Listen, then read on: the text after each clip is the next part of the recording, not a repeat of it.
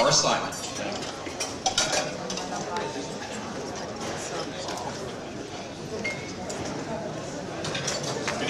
Good evening, ladies and gentlemen. The reason they asked me to do this speech was because I probably don't need the microphone.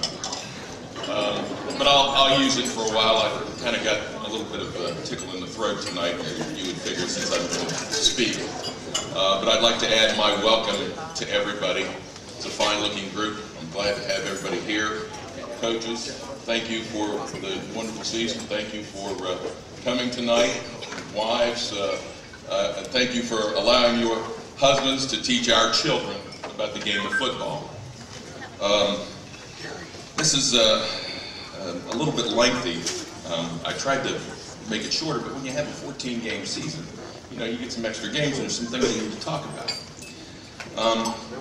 So I'd like to say that, first of all, it's an honor and a privilege for me to give the senior address to the Dublin Kaufman Shamrock football team, who are the Ohio Capital Conference Division I Region III champions. You are champions. It was a remarkable season in so many ways. The season that many of us have been looking forward to since 2002. If you'll indulge me a little bit, I'd like to recall our son Alex's first season of playing organized football. I made him beg me to let him play football. His brother Andy had quit playing his junior year at Upper Arlington from being burned out by the game, that I had let him start playing in the 4th grade. I wasn't going to let Alex get tired of playing football, at least until he finished high school. Alex's first coaches at Carr Middle School were Ted Van Tyne and John Dillard. Both men are excellent teachers, instructors, and football coaches. They made the games and practices fun for the 7th grade boys. They continually encouraged the entire team, telling the players, you can or you will be Division I college players. It was during that time that I began to realize what a special group of players and their parents my family was going to be associating with. Excuse me. Coach Van Tyne coached the same offense as Kaufman, the spread, to 7th graders. Well, I was shocked. The spread's a fairly complicated offense. I mean, you know, we all run the one wing tee in the eye, and so I was shocked that they had this going for 7th graders. But that's what Kaufman ran, so that's what we were going to run. Well, I was even more shocked to realize that we always ran it from the shotgun formation. And we had a center that could fire the ball back to the quarterback perfectly every time. We had a quarterback who could outrun everybody, and he could throw it 55 yards in the air in the 7th grade. We had receivers who could catch virtually every pass that was thrown their way. We had a fullback who loved to run over and hit people, and tailbacks that could fly. The defense could cover the passes and stop the run. Well, this middle school program went on to be 7-0 in 2002, 8-0 in 2003, Alex's 8th grade season. But more importantly, these boys became great friends and supporters of each other. There were stars on that team, but the stars appreciated and supported the entire team. Well, it was somewhere during this period of time that the parents of a lot of these boys decided that they liked each other too. We found out we all had a lot in common besides our children. As freshmen at Dublin Kaufman, the team got even better, adding a giant left tackle, more receivers and defensive backs, and guys with size and speed on the defensive line. Well, that 9th grade team defeated our arch rival Scioto 33-8. and put a real whooping on our nemesis, Hilliard Davison, 43-6, for those of you that don't remember that game. The Dublin Kaufman class of 2008 freshman team went on to a 9-0 record and sent all of our expectations to new heights. My son had played 3 years of organized football and never lost a game. All the while, this band of football players continued to grow, not just in size and stature, but emotionally and in their friendships with one another. By the 2005 season, the boys really believed they should never lose, and so did I.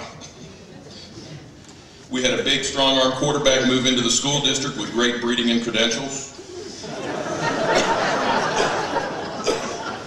Should I state it another way?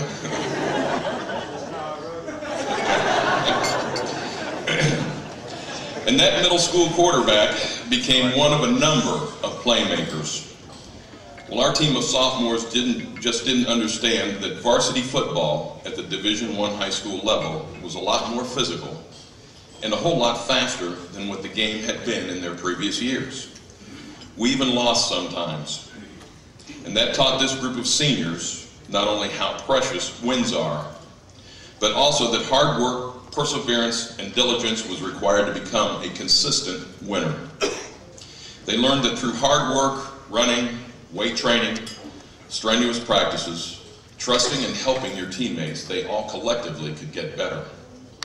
In a word, they bonded. To the point they really became as close as family in many instances. I remember I passed a senior parent, Don Reinhardt, whose son graduated from the program several years ago, and Don said to me, he said, "Don, enjoy these next 4 years because they are going to be the fastest 4 years of your life." Well, his advice was right on target. For many of us, the 39 families that are here, our 4 years are now over. The 39 seniors on this team had lofty goals at the beginning of the season, and they achieved virtually all but one of them.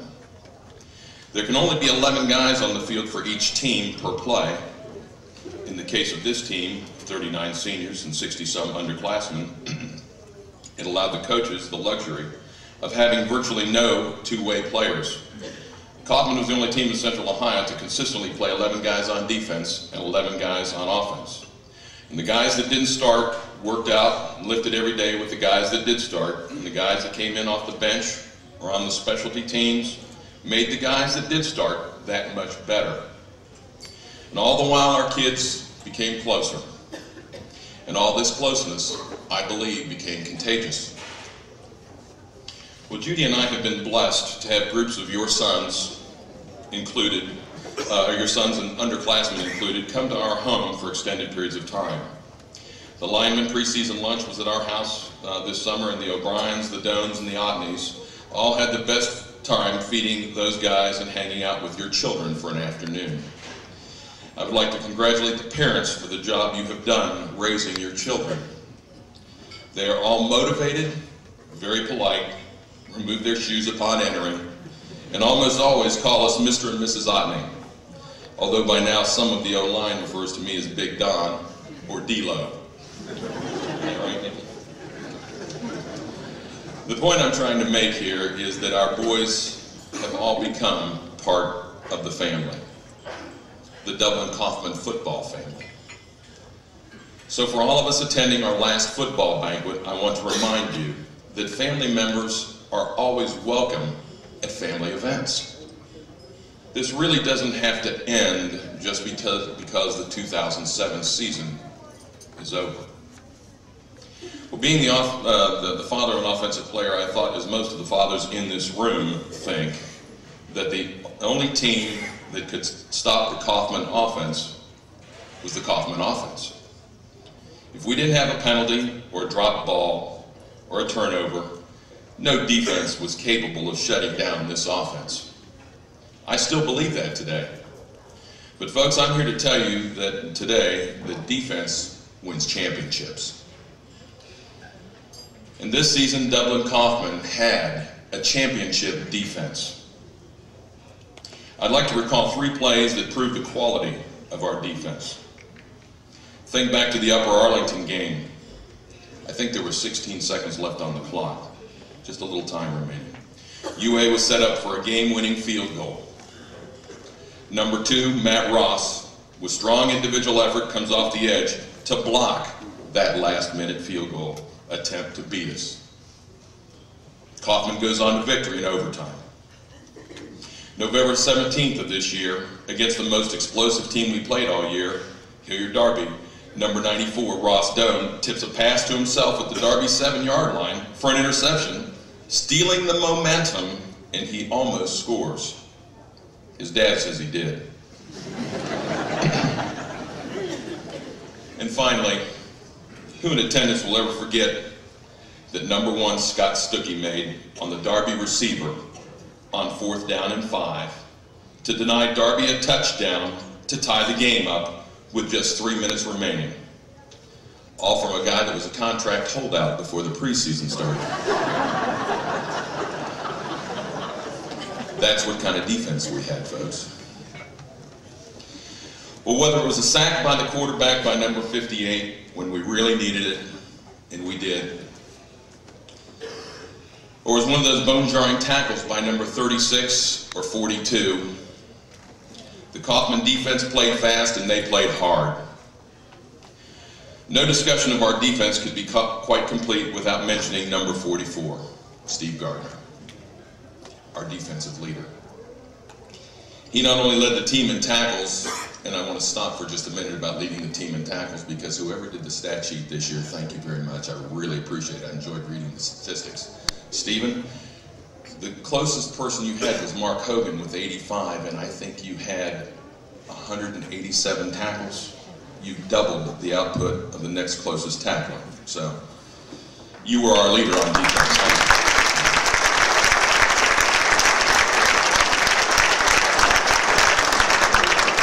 But Stephen not only led the tackles by a wide margin, making big play after big play, but he was our leading rusher during the 2006 season. His pursuit angles were almost always perfect, and he usually beat the back to the hole.